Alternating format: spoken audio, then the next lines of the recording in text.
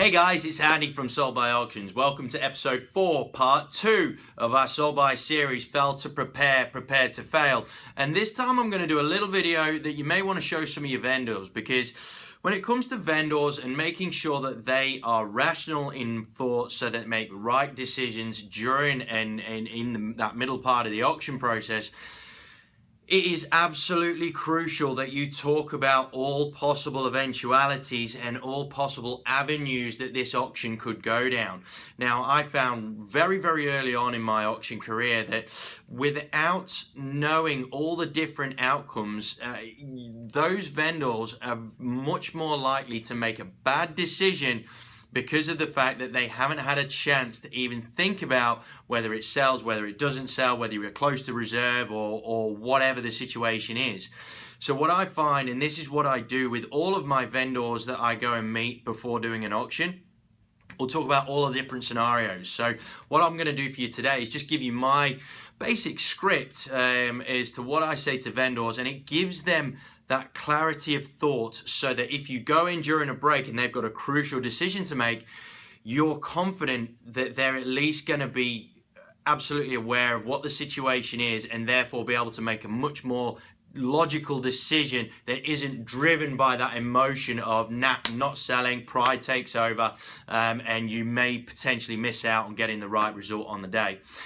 So basically, when I go and speak to my vendors, I say, Mr. and Mrs. Vendor, thanks ever so much for allowing me the opportunity to represent your home at auction. I know that this is a massive decision for you. So what I want to talk to you about is the various scenarios, because my job as the auctioneer is to make sure that I give you the black and white truth of the situation as it's happening out there in front of your property.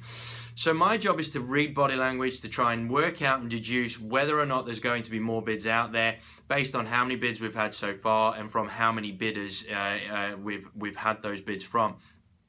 So I want to just talk to you very quickly about the various scenarios that could come up if during that break I come in and speak to you.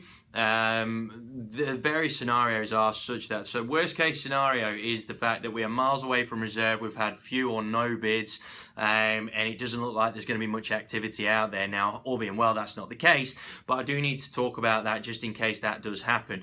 Now, in that scenario, what we basically do is we go back out there, try really hard once more, and then pass the property in, and then the agent that you've got working for you will be absolutely on the ball to make sure that they can get some offers via private sale sort of in that sort of week afterwards to try and make sure we can still strike while the iron's relatively hot.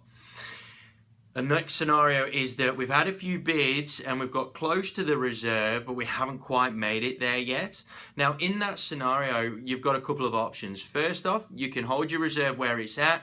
We can just go back out there and try and organically get past the reserve with the bidders that we've got so far. Or you can come to the market if we're only a little bit of a distance away. The thing is with an auction campaign is you aim to get it sold on this day and create that ultimate fear of loss, and that's what going on the market can do for you. Now, if you're not sure about doing that, I completely understand, but it's definitely worth considering. Now, obviously, if we've gone past the reserve, we'll sell quite far past there, and there's just a bit of a break in proceedings, what I might do is call a break then to come in and confirm that you guys are indeed happy to go on the market. I'll shake your hand, and then we'll go back out there and give it the beans and try and make sure that we get the most amount of money we can possibly get for you.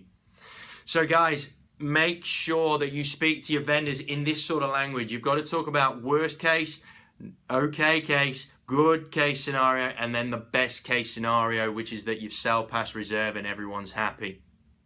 If you don't do that, you're going to leave uncertainty in amongst the vendors, especially if they're in the house and they can hear the auction going on and they don't know what's happening and they don't know what you're going to say when you come and speak to them during the break.